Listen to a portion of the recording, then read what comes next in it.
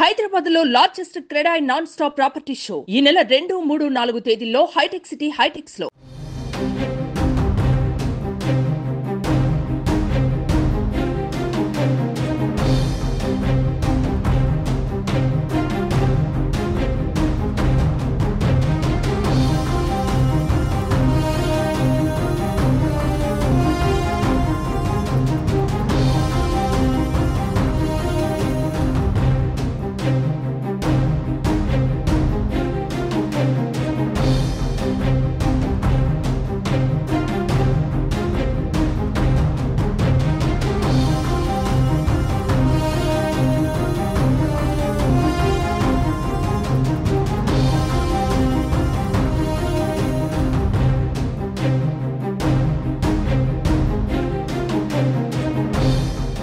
AP రాజధాని అమరావతిపై చంద్రబాబు సర్కార్ మరో కీలక నిర్ణయం తీసుకుంది.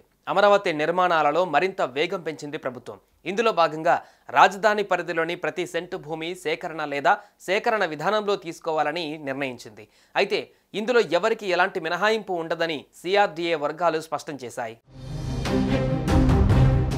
రాజధానిలో ఇంకా తీసుకోవాల్సిన భూమి 4181 ఎకరాలు ఉంటే అందులో ఎక్కువ భాగం తాడేపల్లి, మంగళగిరి మండలాల పరిధిలోనే ఉంది.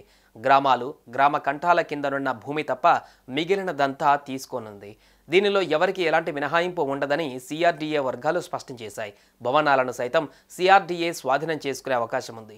భూములపై కోర్టు స్టేలు ఉంటే వాటిని వెకేట్ చేయించి తీసుకోవాలని ప్రభుత్వం నిర్ణయించింది.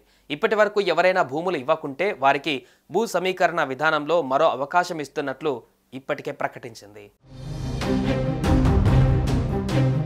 భూ సమీకరణలో ఇస్తే ప్యాకేజీ, సేకరణకు వెళితే పరిహారం ఇవ్వనున్నట్లు తెలుస్తోంది.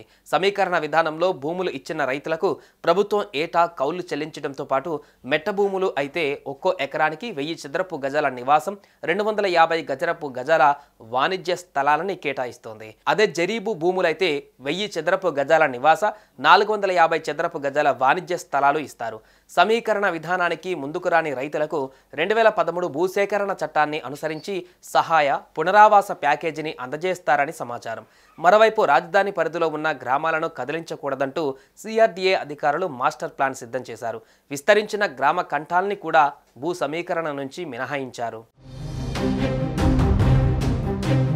ఇదిలా ఉంటే అమరావతిలో నిర్మాణాలపైన ప్రభుత్వం ఫోకస్ పెట్టింది. రాజధానిలో ఉన్న కట్టడాలను ఐఐటి మద్రాస్, ఐఐటి హైదరాబాద్ బృందాలు పరిశీలించాయి. వాటి పటిష్టతపై నివేదికను సిద్ధం చేసినట్లుగా సమాచారం. ఇప్పటికే ఆ నివేదికను సిఆర్డీఏకు అందించినట్లు తెలుస్తోంది. మరోసారి కట్టడాలను పరీక్షించి ప్రభుత్వానికి నివేదిక ఇవ్వనున్నాయి ఐఐటి బృందాలు.